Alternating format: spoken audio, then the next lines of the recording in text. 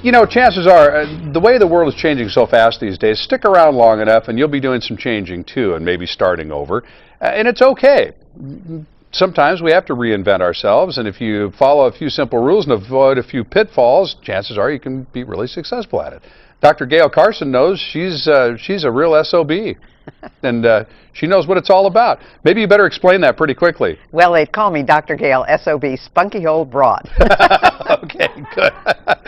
But folks were raising their eyebrows for a second there. Well, that's even the name of the book, for crying out loud. That's right. That's pretty catchy. When did you first reinvent yourself? Well, do you remember the first reinvention? Well, the first reinvention, I was very young. I was probably in grammar school and elementary school, but I reinvented myself there as a singer and a dancer, and then I went on to college and found out I had a brain, and then from there I went into business. I actually was in my first business at the age of 21.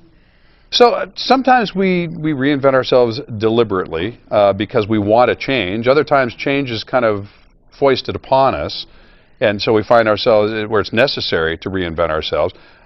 What are some of the rules that you follow? If you're thinking about making a change, what's one of the first things you do? The first thing you have to do is not have a defeated attitude. That's the important thing. You've got to go at things positively. You've got to think this is something I can accomplish. If I don't know how to do it now, I will learn. So defeated attitude is number one.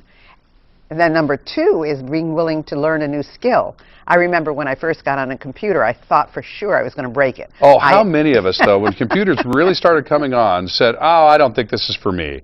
I don't want to do this. Well, now, I mean, everybody is on the computer. Including your 2-year-old. 2-year-old and up to, you know, my grandfather, who lived up around 90 years old, and he was the best computer jock in the whole family. Yeah, well, that's learning new skills. So that's whether it's a language or a technical thing, that's important. And the third thing, of course, is to be able to get along with everybody and be able to connect with the new people, because today you are with millennials and you're with boomers and you're with everybody. So you have to be able to get along with everyone. And there are different approaches. I mean, we talk about that in this business. You know, I've been around long enough now that there's at least one generation coming up behind me, maybe two.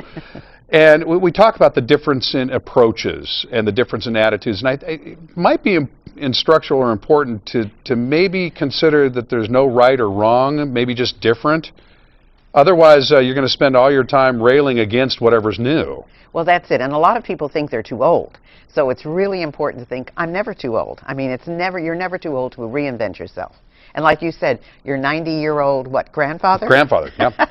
So he was apt to learn on the computer. Oh, so he was having fun. He treated it like a game. That's right. And we would actually call him up and say, hey, Grandpa Dave, I don't know how to do this. Oh, well, that's simple. Here, you know, he'd walk us through it. So it's pretty amazing. It was all attitude, though. You're right. It's attitude, and it's interesting because Boston College did a survey, and they found out that people over 50 who are unemployed are stuck in limbo. They're called the new unemployables because they're not willing to go out and find the new things that they can do. Which is a shame, because we're living longer, we're staying healthier longer, and we need to stay employed to be able to support ourselves living longer. Absolutely, and the thing that is very important here, I think, is also the fact that anybody can learn anything new if they're willing to open up their mind. Even if they have to get a special coach to help them, they can learn something new. You know, even my kids in school, I'm so glad that you mentioned that.